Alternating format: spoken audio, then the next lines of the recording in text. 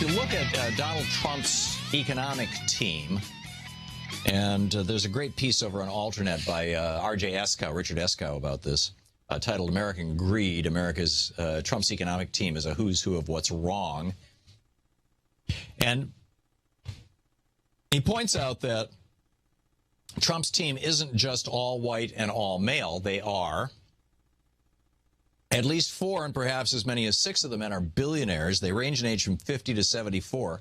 In other words, younger old white guy to older old white guy. There are only 2 economists on Trump's team, and one of them believes in a flat tax. So I'm not sure you could really call him an economist. But, you know, are there environmentalists? Are there people who are concerned about social activism? Are there people who are concerned about the plight of working people or the poor? No. But there are hedge funds are represented on Trump's economic team. Fracking is represented on Trump's economic team. Big tobacco is represented on Trump's economic team. Guns are represented on Trump's economic team. Banksters are represented on Trump's economic team, and steel manufacturers. And there's even a guy who mismanaged Chrysler before it was rescued by the government intervention. In fact, R.J. Eskow writes, Trump's advisory team is a suicide squad for the American economy, which seems fitting since a funder of the new Suicide Squad movie is part of Trump's team. And then they just, you know, he goes through the list, and one of the bankers, Andrew Beale, is actually a billionaire libertarian who made his money hustling risky loans out of his federally insured bank. Right. In other words, a libertarian hypocrite. And, you know, he goes through a whole bunch of these folks. Harold Hamm, the Oklahoma oil billionaire. Hamm is, writes Richard Eskow, Hamm is, among other things, a fracker with extensive holdings in the Bakken Formation. Hamm attempted to have some earthquake researchers, this is according to Bloomberg News, Hamm attempted to have some earthquake researchers fired from the University of Oklahoma, where he's a major donor, because they were investigating the connection between the oil and gas industry and Oklahoma's nearly 400-fold increase in earthquakes. Right, we can't have that kind of research done. Fire those guys. And then you got John Paulson, the hedge fund guy on Trump's team. Paulson went to Goldman Sachs in 2006 and said he wanted to bet against subprime mortgages.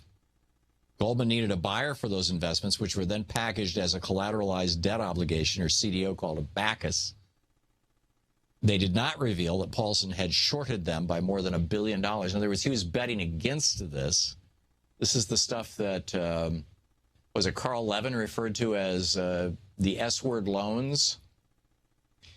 Anyhow, Paulson is not, he was quoting from their own emails. This is not Paulson's, but this was, as I recall, Goldman's. Anyhow, Paulson, who's not accused of wrongmaking, made about $1 billion on the deals. Goldman Sachs, who, you know, was accused of wrongdoing, paid a $550 million fine to settle the case.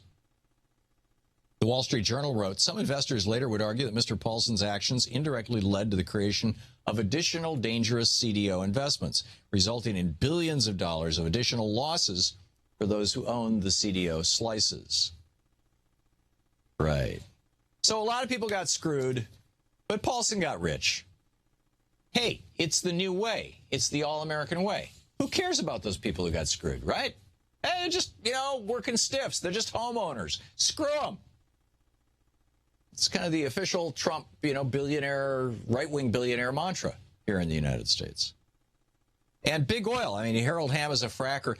There's a new piece. This is also over at Alternet. It's an article by Renyard Loki, and he's the environment and food editor over at Alternet.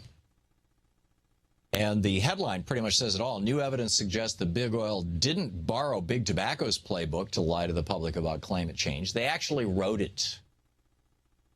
This is how long big oil has known that their product is going to destroy the planet.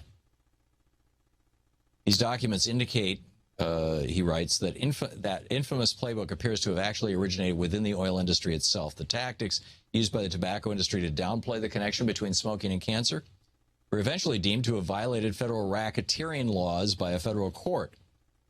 And right now there's a couple AGs and a bunch of people who are trying to say, well, you know, big oil is trying to do the same thing. But does big oil care if the planet is uninhabitable for future generations? Well, I would say that their CEOs and their stockholders don't. or at least their CEOs and their senior executives. It's all about me, my, mine. How much can I get? Give me more, give me more, give me more. It's the Reagan way. And this has been the model for the United States for 30 years. This is the model that the Republican Party has been promoting. And when Donald Trump yesterday or the day before came out with his economic speech, it was the day before yesterday, wasn't it? He came out with his economic speech and basically just regurgitated Paul Ryan's stuff about, we're going to cut welfare payments to poor people. We're going to cut subsidies to working people. We're going to cut the top tax rate for billionaires from 39% down to 33%. When he just basically laid out Paul Ryan's plan, everything was identical to Paul Ryan's plan, except that he wants to change our trade deals, except that his vice presidential candidate says he doesn't want to change the trade deals. He loves TPP. The Republican Party institutionally loves TPP. Paul Ryan and Mitch McConnell have said they're going to put it to a vote after the elections. So that was so basically everything Trump said was basically anti-empathy, pro-billionaire, screw the working people in America. We got a problem. You're listening to the Thom Hartmann Program. To watch more clips from our programs, hit the Watch More Videos button over here. And please be sure to hit the handy-dandy subscribe button so you'll always be up to date. Tag, you're it.